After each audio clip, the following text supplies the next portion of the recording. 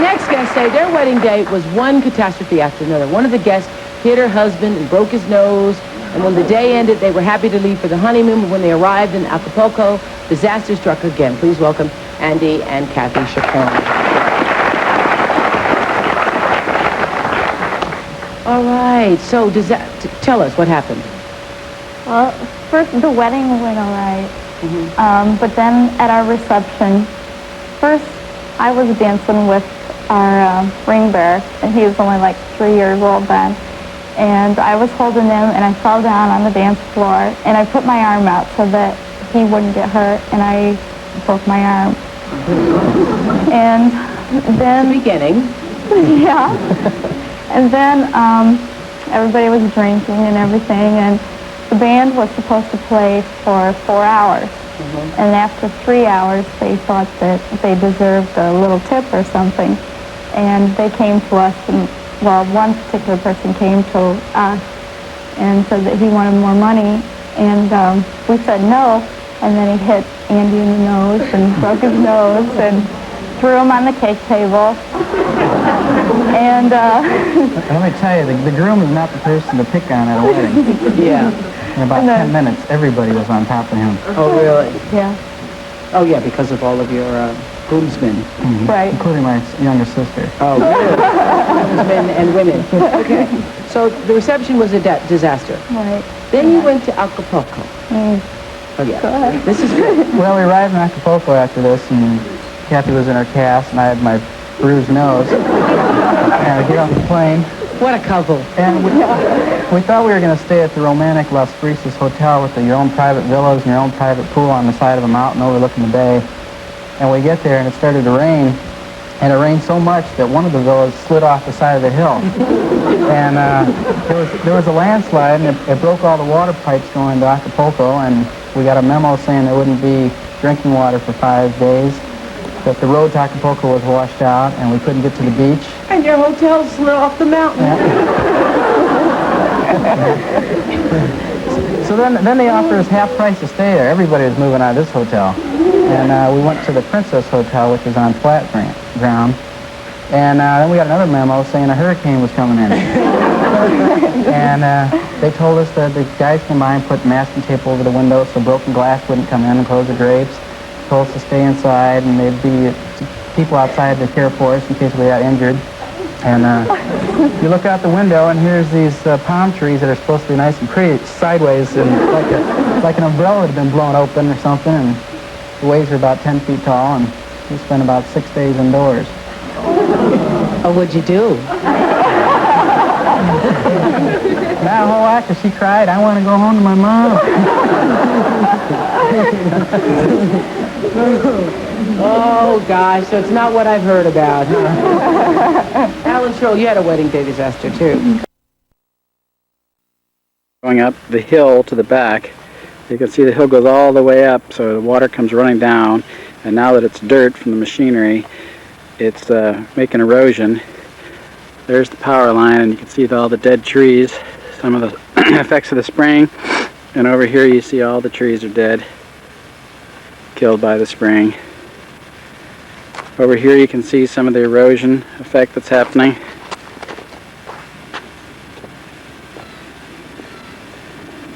Big gullies, and now it comes rushing down, and since there's now no vegetation, it just comes running down the hill towards the creek.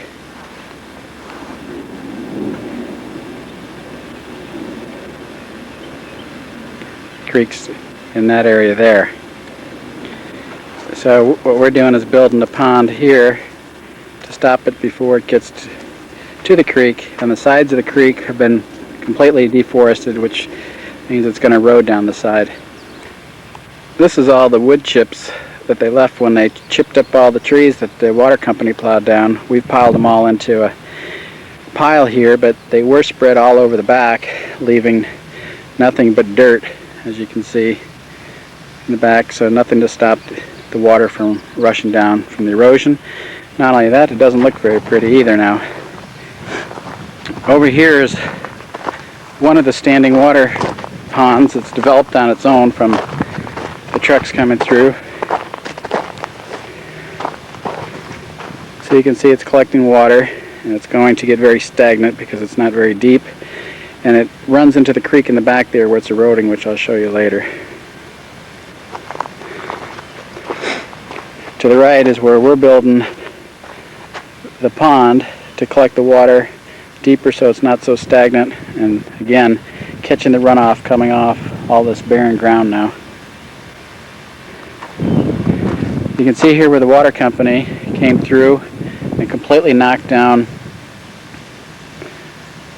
all the trees and left nothing but bare dirt, and then they went up this hill here, all bare dirt, and now the water comes running down this hill, creating that pond. Again, we want to catch that runoff going into the pond we're building. There used to be trees all along that area you couldn't see to the other side of the creek. The power companies come down and cut those and chipped them all, and you see a few dead ones left on either side, but in between it used to be completely forested on both sides of the creek, and it doesn't exist anymore. And down here is the alley that the water company cut through all the trees all the way to the Copper Canyon Road, leaving a mud trail.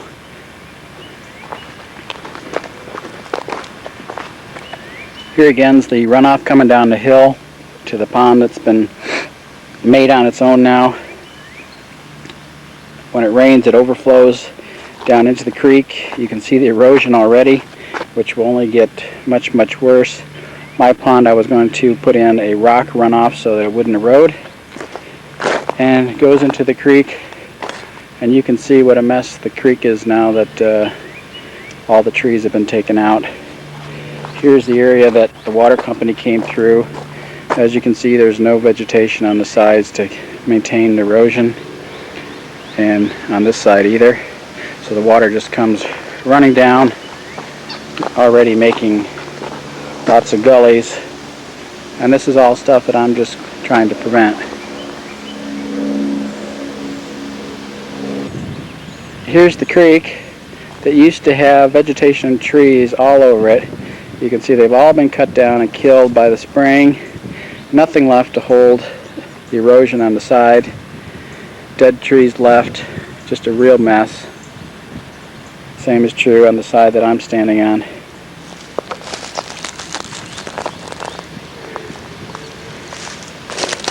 And there's the bridge that the power company, I guess, had made years ago when they put up the power lines.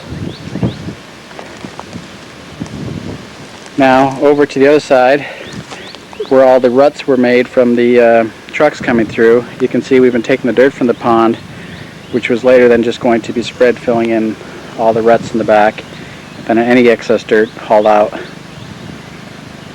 Up that way used to be all trees. You can now see all the way to the front to that other fence.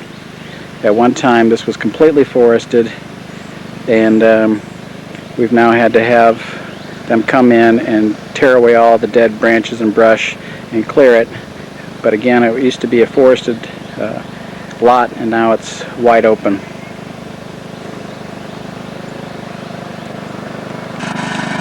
Here from the creek you can see another view of where it all runs off the hill going upwards, and you can see that's where the pond's situated, where we have it. Couldn't possibly cause any flooding problems for anybody else, as right behind the pond is when the hill starts going up and continues to go up for quite a few hundreds of yards back on the top of the hill in either direction.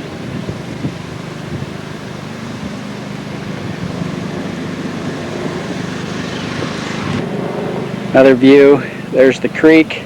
You can see there's kind of a natural brim on the side of the creek that was created with the vegetation, which means this area is already holding water because it doesn't go over in all areas. The areas it does, it's causing severe erosion. Over there you can see all the trees were knocked down. Nothing but dirt has been left on the ground. And here again is where we began construction on the pond before we stopped, to catch the water all coming in and keep the erosion under control. And another big reason is just to make it look better back here instead of a big empty dirt area. There's that road where the water comes rushing down. This is the dirt road that now has been re-smoothed out and filled in by the excavators, but it had huge erosion gorges in it that rushed down to the creek from here, and they filled it in with the dirt coming in from the pond and smoothed it back out the way it was before. This is the other side of the creek on my neighbor's property, not underneath the power line easement. This is what it used to look like with all the vegetation on the side of the creek. Again, you can see that it doesn't cause erosion because there's just too much growing. Now if I look at the other side where they sprayed, it is completely open and looks terrible.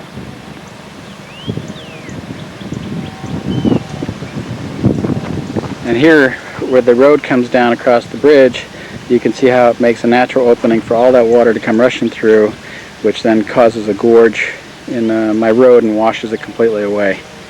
And again, I would have the pond up there to collect the water and keep it from coming down here, and then the overflow I would, again, like I said earlier, put on some rocks into the creek so that it doesn't cause any erosion. This is along my property on my neighbor's side to the north.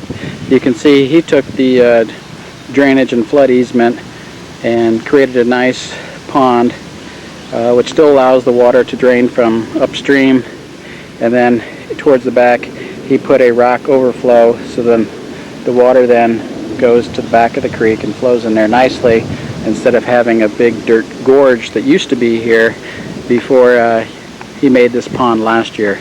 My intentions are to do the same thing, but in the floodplain in the back. I would get quite a bit more water too, because I've got those hills that drain, where this is just fed by a creek that comes up from the other side.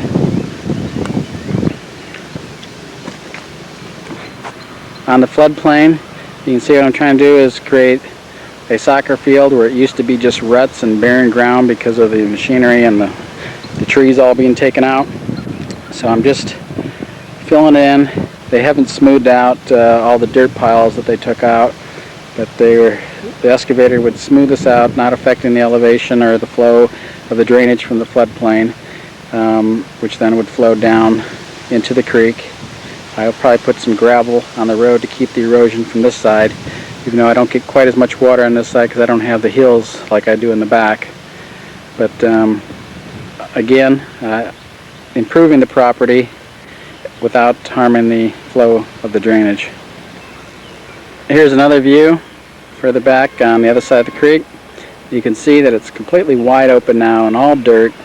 This used to be all trees. You couldn't see that power plant because the trees used to be like that on the left side, going all the way across the creek, and all the trees on the right side, and they've been completely killed by the spraying.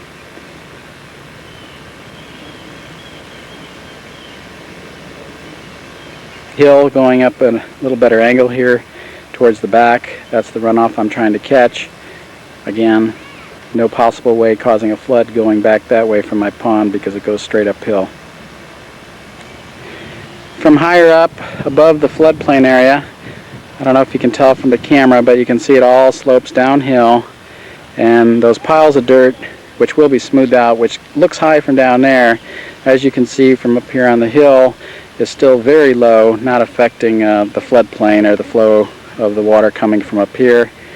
It's still extremely low area, just trying to fill in the ruts and make something useful out of now a completely barren area that used to be, again, have lots of vegetation and trees on it. You can see the property next to it that's not underneath the power line wires. There's lots of trees, the way the other property used to be. In fact, the other part of the property used to be even more forested, similar to what you see on the other side. In this area there used to be an existing pond here, which with all the dead trees being cut down, falling into the pond, we've had to pay the excavator to come in and clean it out, dig out all the dead stumps and trees and brush, making a real mess of the area. There's another pile of wood chips from the trees being shredded after they've been cut down. And again, this area used to be all forested. You can see very few trees left at all going down the power lines.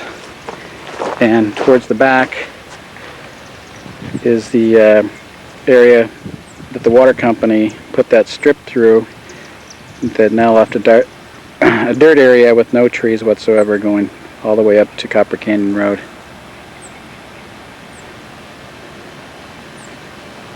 Here you can see a little bit of the pond, the existing pond, and behind it where we've completely had to have the bulldozers clear all the dead brush that was in there. The power company had cut down the trees, dead trees that were standing, but they didn't do anything about all the brush. That area looked more similar to this with all this dead brush, and we've had that all taken out. And you can even see that there's still some dead trees that have been left standing. Here's the area where our house is being built. And as you can see towards the back now, which used to be all treed, there's just a big wide open gap. It's all dirt that we're trying to fix up and clean up, prevent the erosion.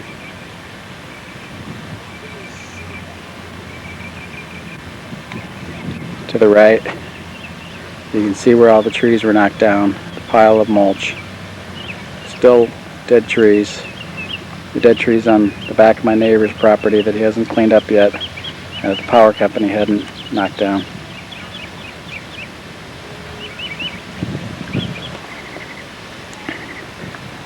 This is right before the foundation of our property is ready to go in, our house.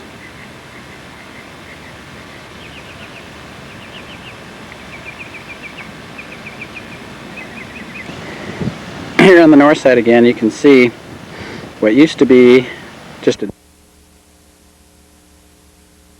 had severe erosion. My neighbor Scott Wyckoff has a nice retention for water, gently letting it flow out the back over his rocks into the creek without causing lots of erosion, and looks much nicer than the erosion ditch that was existing here, which was dry most of the time except for during a rain. This is very much like I'd like to do in the back, and you can see this looks much nicer, controls the erosion, better for the wildlife. The kids like fishing in it, even though there's not many fish, and much nicer for the improvement of the property. This too is also on the floodplain and in the drainage easement.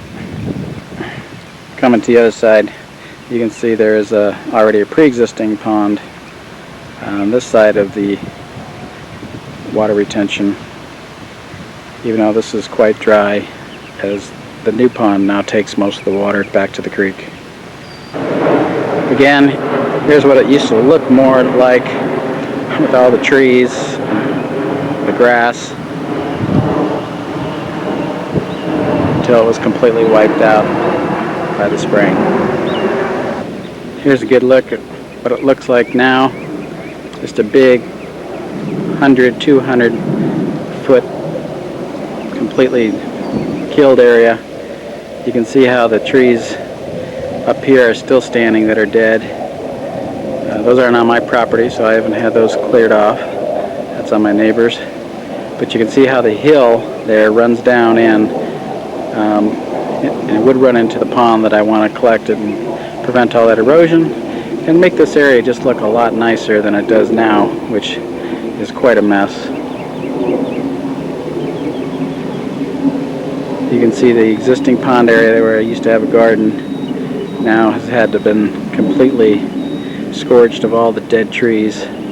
What used to be trees are now stumps that we've had to put bird feeders on to make them look somewhat nice, but it's completely bare when it used to have trees similar to this site over here, which used to be a nice little pond area. Going the other way, you can see that there's now no trees left standing underneath the power lines. A few poplars made it here on the outskirts, but there used to be trees all in this area where that mulch pile is, chip pile, that have been cut down, and you can still see a lot of the dead trees that have been left. But the power company was nice enough to come out and cut down some of the tall trees that were standing. It created a safety hazard for the kids playing around them because a heavy wind was snapping the trunks in half and they were all falling. Over there used to all be forested too until the water company came in and put their new pipe in. This is closer to the side of my property. You see the fence line here. That's my property to the right. This is along my property line on actually the church's property, but it's also a utility easement. You can see what has now been done to was once a forested area. Nothing but dirt, stumps left there. Very similar to what my property looked like until I hired the excavator to clean it up, which he obviously isn't finished with yet, but that's what I'm attempting to do, is get whatever approvals or permission I need to continue the job so that my property doesn't look like this. You can see the erosion problems this is going to have now. That's just what I'm trying to prevent on my property. Stick around, Howard. Sure. When we come back, we'll announce our winner.